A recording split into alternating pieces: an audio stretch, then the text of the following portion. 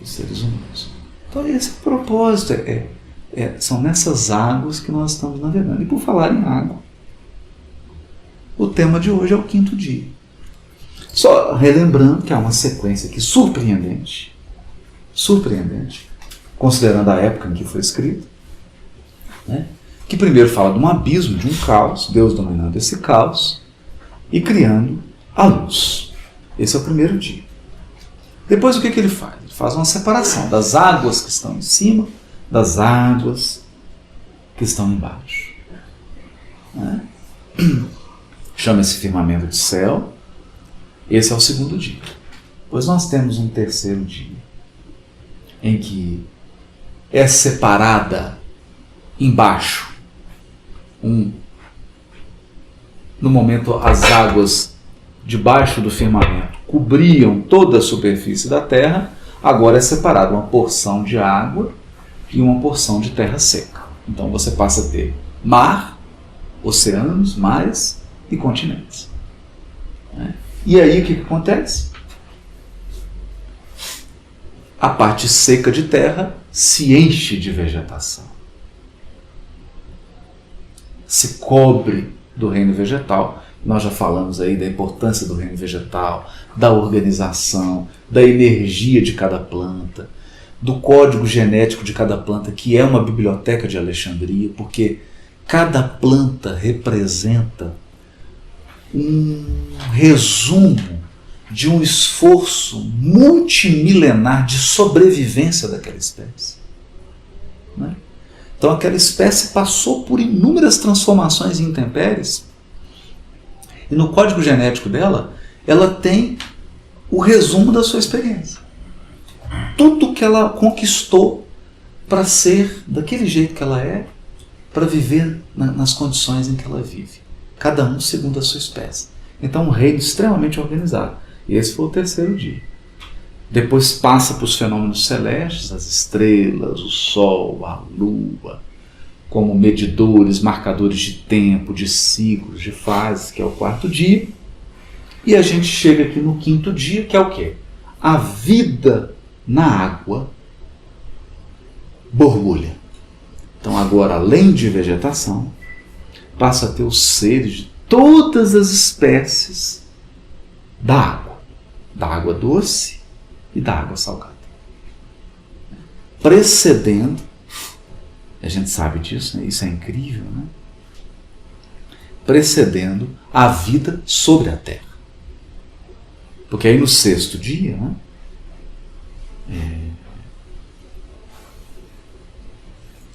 No 6º dia, vai falar da vida sobre a terra, culminando com o homem, que é o Senhor das espécies.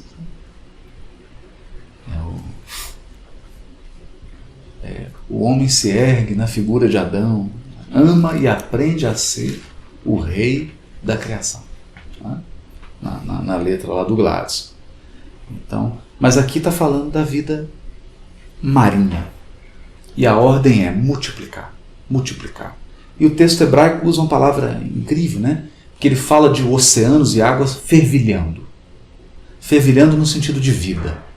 Desses seres se reproduzindo, as suas diversas espécies, e aquilo fervilhando, fervilhando, fervilhando, fervilhando, e gerando aí todas essas criaturas, inclusive as aladas, né? As aves que vão se destacar aí, porque aí aqui ele reúne didaticamente os seres marinhos com os seres alados, para depois, no 6º dia, trabalhar só os seres que rastejam ou que andam sobre a terra seca. Então esse é o quadro esquemático. Mas aí alguém vai perguntar, né? Ok, não entendi, né? Tem uma boa aula de biologia, né? Deus criou os animais marinhos, a vida fervilhou, mas qual que é o sentido espiritual que tem nisso aqui? Olha, aqui que está o importante, né, disso tudo. Nós temos aprendido que se há um mundo exterior, há um mundo interior. Então, esse oceano aqui, nós o temos, essas águas, também nós. E todos esses animais aqui, conforme as suas espécies, como forças psíquicas do nosso inconsciente. Forças psíquicas da nossa própria alma. Até porque, enquanto princípio inteligente, nós estagiamos por essas espécies. Né?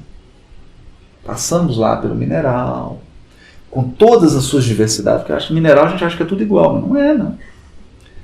Não é, né? Você não pode comparar uma brita com um quartzo. Você não pode comparar a organização de uma esmeralda, de um diamante, com de uma pedra qualquer que você encontra na rua. A própria água. Há graus, né? A própria água. Então, no reino mineral há uma diversidade, há degraus. E a ordem é sempre assim.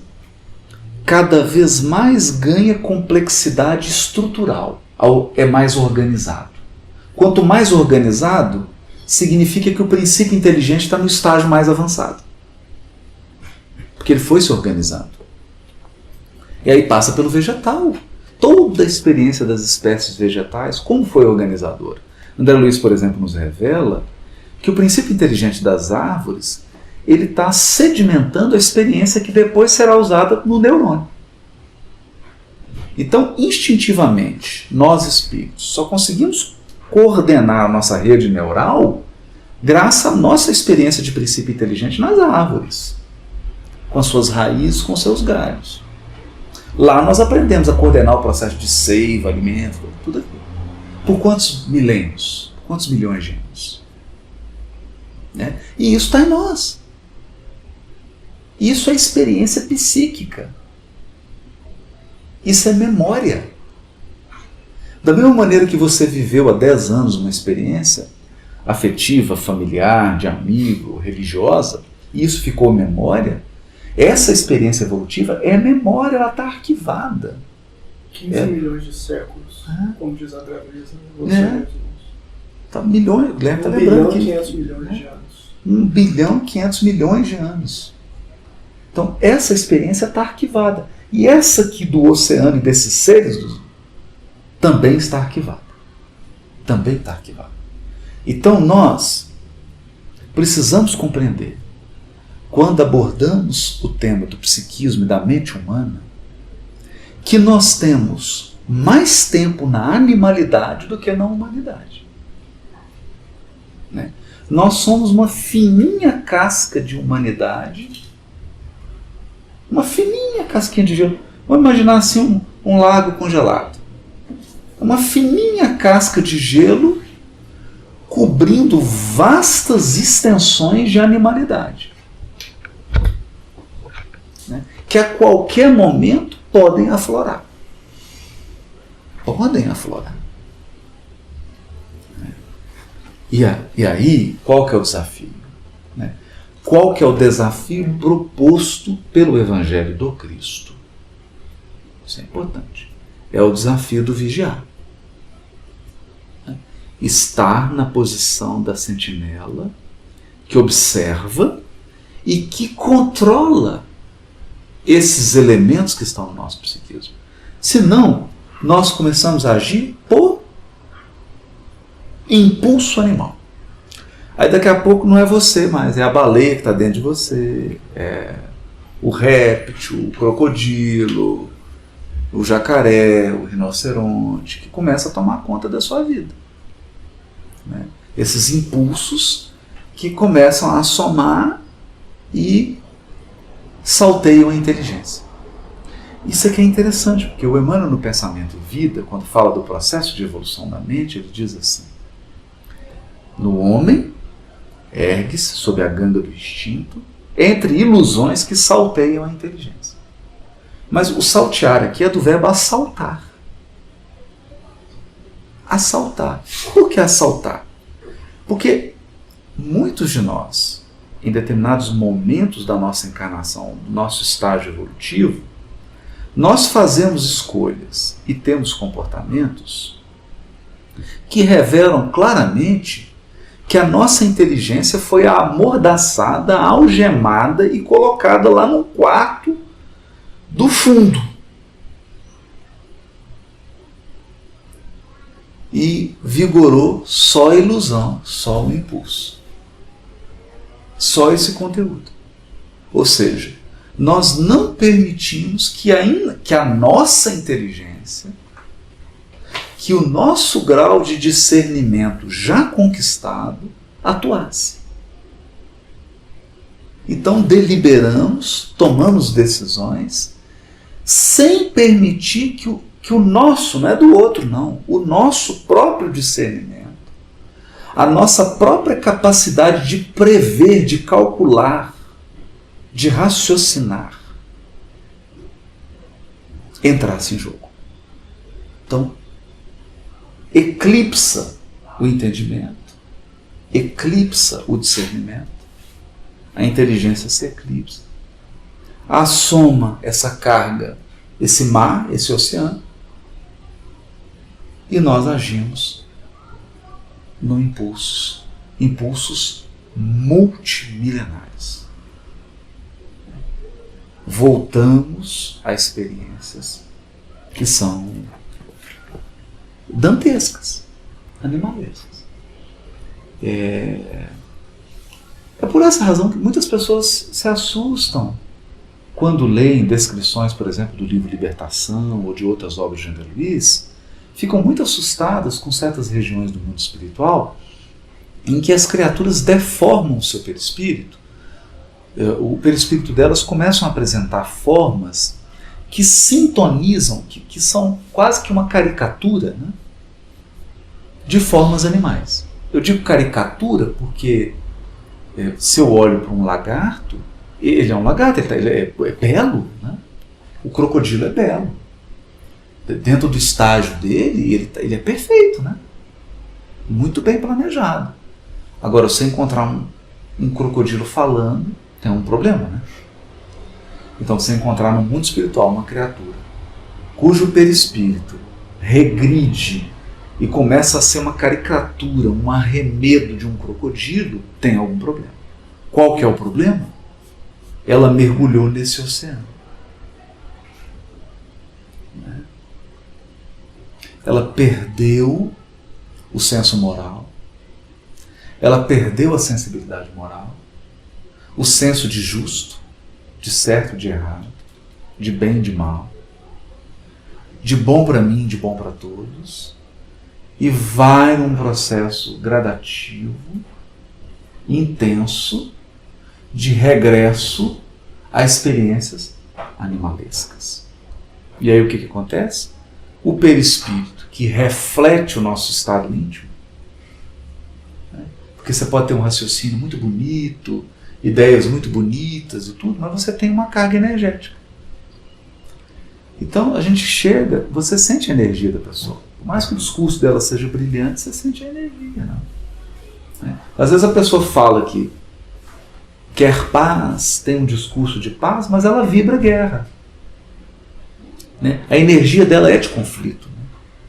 Porque ela necessita do conflito. Então isso significa que ela está ainda vinculada a experiências de animalidade, de agressividade, de impulsividade, de bater, de morder, de ferir. Né? E essas entidades, está lá no livro Libertação, justiceiras que se arrogam o direito de julgadoras, de juízes, se arvoram na posição presunçosa de serem a mão de Deus da justiça, né? Como se Deus precisasse da gente para exercer sua justiça. Elas, lá no livro Libertação, tem aquele caso do julgador que ele começa a dizer para a mulher: você é uma loba. É uma loba, porque na encarnação dela, ela não se comportou como uma mulher. Né? Ela não se comportou como um elemento feminino equilibrado. Né? Ela foi uma criatura que assassinou vários fetos, né? Se envolveu em experiência, se comportou de uma maneira animalesca. Uma fera mesmo, perigosa. Né? E perigosa por quê? Porque como nós encarnados só vemos o corpo, a gente só consegue enxergar a forma, então às vezes você olha e fala: nossa, que linda! e não enxerga o que está por dentro, né? E quando ela chega no mundo espiritual, esse julgador, ele está com um cristal, né? Ele passa o cristal no perispírito dela, ele vê a frequência dela, ele vê a memória afetiva dela, tudo que ela fez, inclusive os abortos, e fala: você é uma loba, você não é uma mulher, você é uma loba, uma loba, uma loba. E aí o processo de culpa dela, que ela já estava inserida, que a consciência ela nos conclama, né, a avançar, nos conclama a avançar, o perispírito dela começa a assumir a forma de uma loba, né? E a gente se assusta com isso. Meu Deus, mas parece filme de terror. Mas por quê? Por que parece um filme de terror? Só porque agora a forma está refletindo o interior? Por que a gente não se assustou quando o interior se torna animalesco? Então quer dizer que se eu fiz a barba, estou bonitinho, passei um perfume, estou todo arrumadinho, mas por dentro eu sou cruel, sou uma fera, eu faço calúnia, eu puxo o tapete, eu firo as pessoas, eu vou por trás, eu apunhalo. Então não tem problema, desde que a forma esteja bonita. Aí quando a forma começa a ficar casada e harmonizada com o interior, a gente se assusta. Por quê? Por quê? Por que se assustar com as criaturas que chegam no mundo espiritual e o perispírito delas passam a refletir verdadeiramente quem elas são?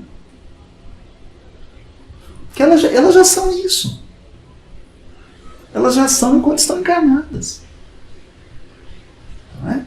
E é possível você sentir a energia da pessoa. É possível, você sente. Dá para sentir.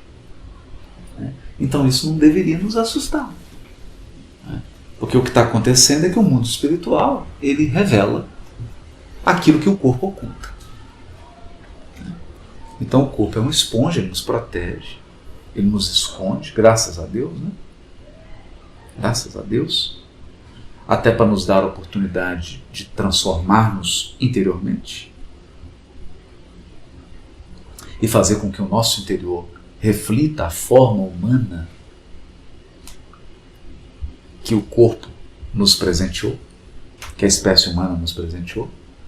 Então, dignificar, agir, sentir e pensar como seres humanos, honrando o corpo humano que nós temos.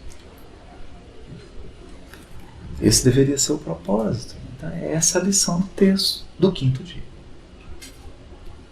De que existem esses seres dentro de nós, eles são forças psíquicas, eles estão fervilhando, mas há um comando, que nós vamos ver lá no sexto dia, que é o comando: domina, dominai.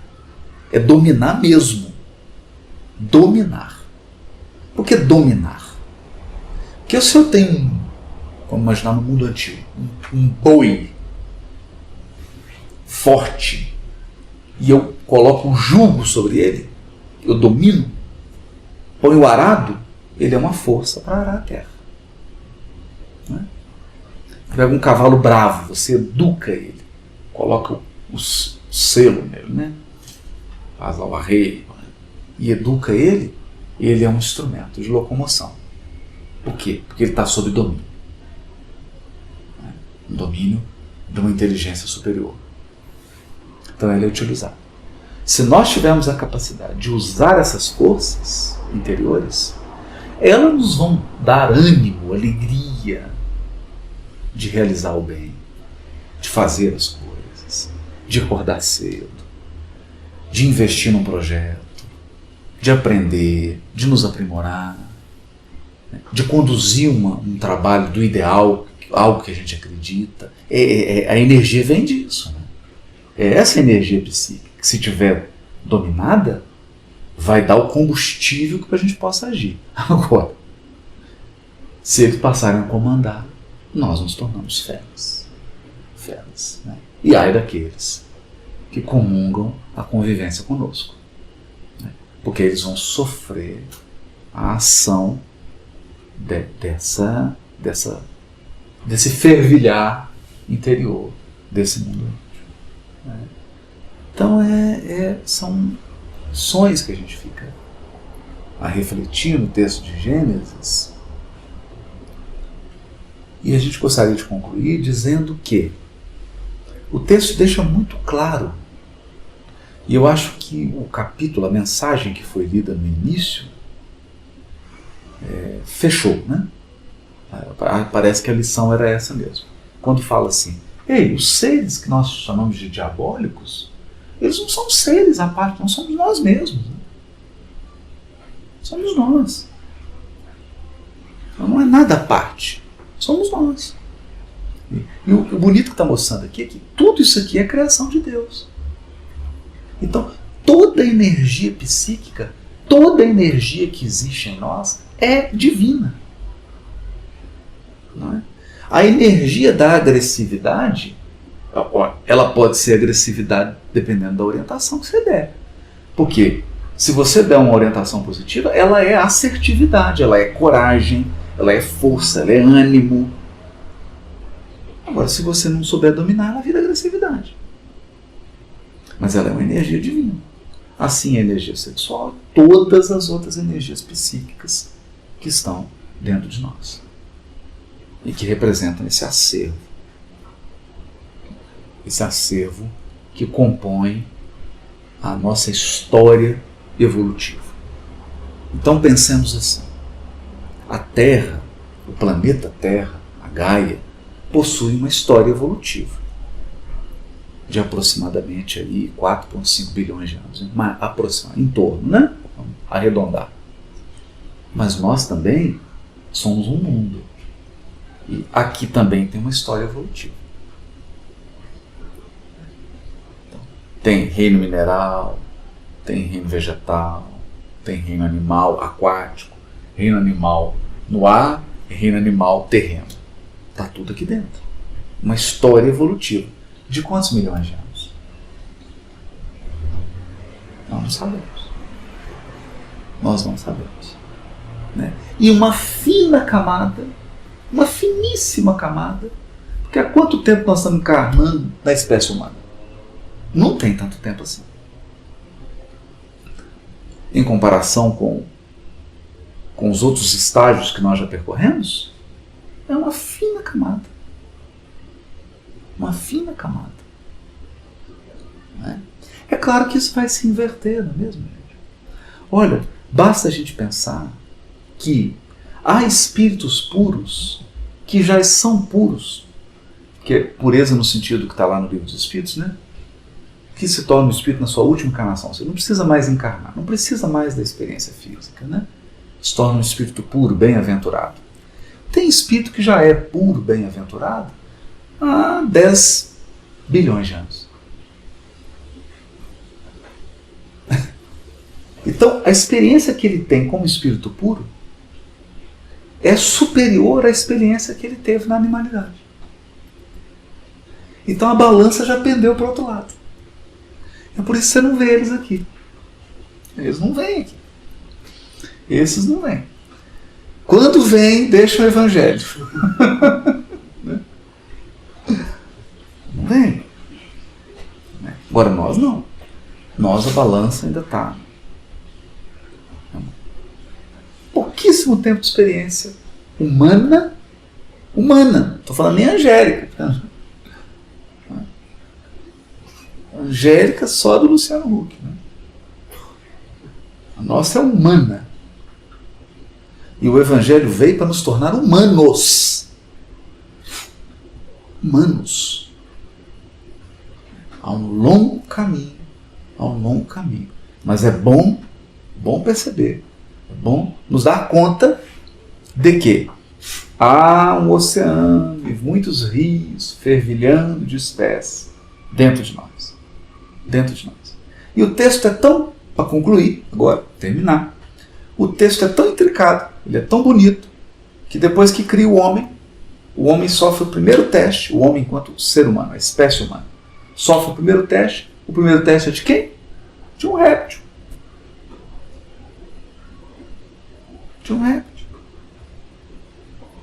Né? E a primeira queda se deu do quê? Da espécie humana, perdendo para um réptil. Mas não foi nem um chimpanzé, não foi nem um humanoide, não. Um réptil. Dá o que pensar. As nossas quedas clamorosas espirituais se dão porque conteúdos psíquicos muito primitivos assomam, tomam conta da nossa inteligência, do nosso discernimento. Conteúdos muito primitivos, muito répteis. Então, essa é a lição espiritual que está por trás dessa descrição, né? Do quinto dia. Quinto dia. Era o que a gente tinha para comentar hoje. E semana que vem a gente vai para o sexto dia. Né? Aí eu prometo. Que até agora assim estava árido, né? Estava mais difícil que esses dias iniciais, né? Mas agora não. Entrando no sexto dia, tudo vai ficar mais árido ainda.